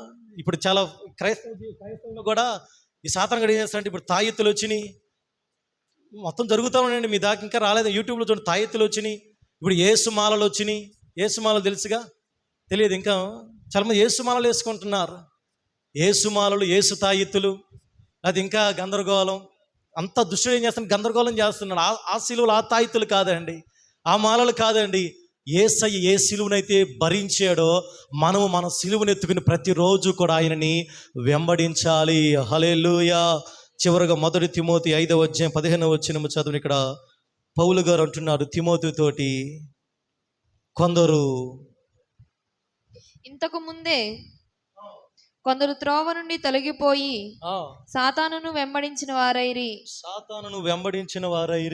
విశ్వాసులైన ఏ స్త్రీ ఇంటైనను విధవరాండ్రుని ఎడల ఇంతకు ముందే దేవుని విడిచి త్రోవ నుండి తొలగిపోయి సాతానును వెంబడిస్తున్నారంట. పౌలు గారు తిమోతితో చెబుతున్నాడు, ప్రియ దేవుని సంగమా. అంటే యాక్చువల్గా చాలామంది క్రైస్తవులు మొదట్లో దేవుని వెంబడిస్తున్నారు. కాలక్రమేణ ఏమవుతుంది? ఆ ట్రాక్ తప్పేస్తుందండి. ఫస్ట్లో బాగానే ఉంటుంది, మనం దేవుని వెంబడిస్తున్నాం. చాలామంది ఈరోజు జరుగుతున్నది ఎక్కడ ఫెయిల్ అయిపోతున్నారంటే, మొదట్లో బాగానే దేవుని వెంబడిస్తున్నారు, దైవ మార్గంలో నడుస్తున్నారు, దేవుని చిత్తంలో నడుస్తున్నారు, దేవుని చిత్తాన్ని వెంబడిస్తూ ఉన్నారు. దేవుని చిత్తమును బట్టి, దేవుని స్వరాన్ని బట్టి దేవుడిచ్చిన అది ఎలాగైనా సరే దేవుని యొక్క అనుకూలమైన మార్గం నడుస్తూ ఉన్నారు. తిమోతితో పౌలు కూడా అదే అంటున్నాడు, తిమోతి, అంచె దినాల్లో ఇలాగ ఉన్నారు. చాలా మంది భక్తి మార్గంలో తొలగిపోయి, దేవుని నుంచి తొలగిపోయి ఇప్పుడు సాతాన్ని వెంబడిస్తూ ఉన్నారు. అందుకని తిమోతి, నువ్వు జాగ్రత్తగా ఉండు. అంచె దినాల్లో అపాయకరమైన దినాలు వస్తాయి, దుర్బోధులు బయలుదేరతాయి, అంచె దినాల్లో మోసకరమైన జరుగుతూ ఉంటాయి. పౌలు గారు తిమోతిని హెచ్చరిస్తున్నాడండి. చాలా మంది సాతాన్ని వెంబడిస్తున్నారు. ట్రాక్ ఏమైపోతుందంట? వేరొక మార్గంలోనికి వెళ్ళిపోతుంది. దేవుని సన్నిధానంలో నుంచి ఇప్పుడు సాతాన్ని వెంబడిస్తూ ఉన్నారు. ఈరోజు నువ్వు ఎవరిని వెంబడిస్తున్నావు? ఈరోజు నువ్వు ఆలోచన చెయ్యాలి. Praise the lord. నువ్వు ఎవరి ట్రాక్లో ఉన్నావు? ఒకసారి ఆలోచించండి. ఎవరి ట్రాక్లో ఉన్నావు ఈరోజు? దేవుని ట్రాక్లో ఉన్నావా? ట్రాక్ తప్పావా? ఆ మధ్యకాలంలో చూడండి, ఒక చిన్న కోరమల్ ఎక్స్ప్రెస్ ఆ సిగ్నల్స్ అలా పడింది, ట్రాక్ తప్పింది. వెంటనే పెద్ద ప్రాణ నష్టం అండి. యాక్చువల్గా దాని ట్రాక్లో అది వెళ్ళాలి.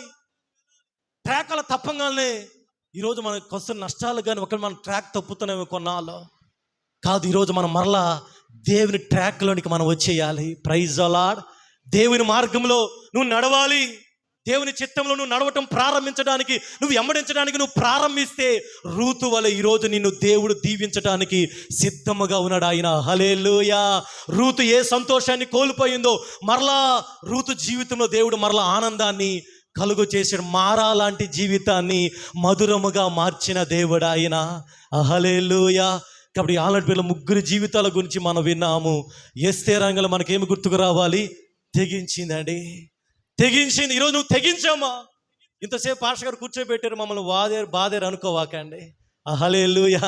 ఇదంతా కూడా మీరు తెగించారు. Praise the lord. ఈ సమయంలో చాలామంది నిద్రపోతూ ఉన్నారు.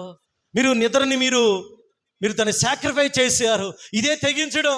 దేవుని కొరకు మీరు ఒక జామైన శిష్యులే తెగించలేకపోయారండి. యేసయ్య మరణిస్తున్న దినాల్లో ఆయన బతిమలాడుకున్నాడు పేతురు దగ్గర, యోహాను ప్లీజ్ ఒక్క జామైనా, నాతో ప్లీజ్, నాకు రాబోతుంది మరణం రాబోతుంది, ఒక్క జామైనా.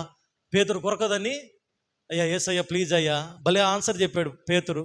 శరీరం ఆత్మ సిద్ధంగా ఉంది కానీ ఈరోజు అందరూ కూడా అదే చెబుతారు పాస్టర్ గారండి. ఇప్పుడు ఆత్మ ఉన్నాయి, శరీరాలు ఉన్నాయి. ఇక్కడ ఈరోజు చాలా మంది అదే చెబుతున్నారండి. ఆత్మ సిద్ధంగా ఉంది పాస్టర్, నిద్రపోతాం. మేమేం చేస్తున్నాం? చాలామంది ఇట్లా చదువుతున్నాం, పిచ్చి భక్తులు. ఇప్పుడు మేము ఏం చేస్తాం తెలుసా? మేము ఇక్కడే ఉన్నాం కానీ ఇప్పుడు చాలామంది ఏం చేస్తారు, శరీరాలు ఎక్కడ ఉంటాయి కానీ ఆత్మలు ఎక్కడెక్కడో తిరుగుతూ ఉంటాయండి. పేతురు కూడా యేసయ్యకి పాపం ఒక ప్రేయర్ చేయండి. తన ముగ్గురిని కూడా, పేతురు, యాకోబు, యోహాను, వీళ్ళు ముగ్గురిని అంటపెట్టుకుని వెళ్ళేవాడు. ఆ గెత్సేమనే తోటలో వాళ్ళు రాబోతున్న రోమా సైనికులు, యేసయ్యకి సమస్తం తెలుసు కాబట్టి శోధన రాబోతుంది. పేతురుని హెచ్చరిస్తూ ఉన్నాడు, శోధకుడు రాబోతున్నాడు, గొర్రెల కాపరిని కొట్టబోతున్నాడు. ఒక్క జామ్ అంటే 1 గంట నాతో ప్రేయర్ చేయండి. ఎవరు చేయలేదండి యేసయ్యతో, ఎవరు ఏకీభవించలేదు. ఆయన ఒక్కడే ప్రార్థన చేసుకుని, ఆ ప్రార్థన ఎక్కడికి తెలుసా? ఆ కన్నీటి, ఆ యొక్క రక్తపు ఆ చెమట రక్తముగా మార్చబడింది. అంత డిప్రెషన్లోకి వెళ్ళిపోయాడండి. ఒకవేళ నేను అనుకుంటున్నా, ఆ సమయంలో పేతురు, యాకోబు, యోహాను ప్రార్థించగలిగితే వాళ్ళు లోకంలోనికి వెళ్ళిపోయే వాళ్ళు కాదు. నా శోధన గడియలో వాళ్ళు ఏసగేది. ఈరోజు అందరూ కూడా అదే వంకలు చెబుతున్నారు, మాకు శరీరాలు ఏమైనా బలహీనంగా ఉన్నాయి, ఆత్మలు కాదండి. వాళ్ళకున్న ఒత్తిడి, వాళ్ళకున్న అదేమి ఇప్పుడు మన దగ్గర లేదు కదా. ఎన్నో రాష్ట్రాల్లో ఎన్నో గందరగోళం జరుగుతూ ఉన్నాయి. యూట్యూబ్లో చూస్తూ ఉన్నాం, సేవకులు, సంఘాలు ఎంతోమంది ఇప్పుడు వేరే మత కలహాలు సృష్టించి గందరగోళం చేస్తూ ఉన్నారు. కానీ మనం ప్రశాంతంగా ఉన్నాం. దేవుని ఎప్పుడైనా హృదయపూర్వకంగా స్తుతించారా? మన భారతదేశం ఎన్నో రాష్ట్రాల్లో చర్చిలను కూల్చివేస్తూ ఉన్నారు, సేవకుల్ని కొడతా ఉన్నారు, పాస్టర్ని హింసిస్తూ ఉన్నారు. మన దగ్గర ఏమైనా పరిస్థితి ఉందా? మనం ఏం చేయాలి? చాలామంది హాయిగా నిద్రపోదు కాదండి. ఇది శోధన గడియ, ప్రార్థించిన సమయం. Praise the Lord. హల్లెలూయా. కాబట్టి ఎస్తేరు వలె మనం తెగిద్దాం. రెండవదిగా మరియ వలె దేవుని కొరకు శ్రమ అయినా, నింద అయినా, కరువైన, ఖడ్గమైన ముందుకు సాగుదాం. మూడవది రూతు వలె మనం బోయజుని ఏ రీతిగా వెంబడించిందో ఆ రీతిగా వెంబడిస్తే ఖచ్చితంగా ఈ రాత్రి దేవునికి దీవెనలు మనము పొందుకుంటాం. ఈ కొద్ది మాట దేవుడు మనకు దీవించినట్లుగా అందరూ తల వంచినట్లయితే ప్రార్థన చేసుకుందాం. ఇంతవరకు దేవుడు మనతో మాట్లాడిన ప్రతి మాట దేవుడు మన వినికిలో దీవించి ఆశీర్వదించినట్లుగా, నేను ఎస్తేరు వలె తెగిస్తాను ప్రభువా, నేను మరియ వలె అయ్యా ఒకవేళ నిందలైనా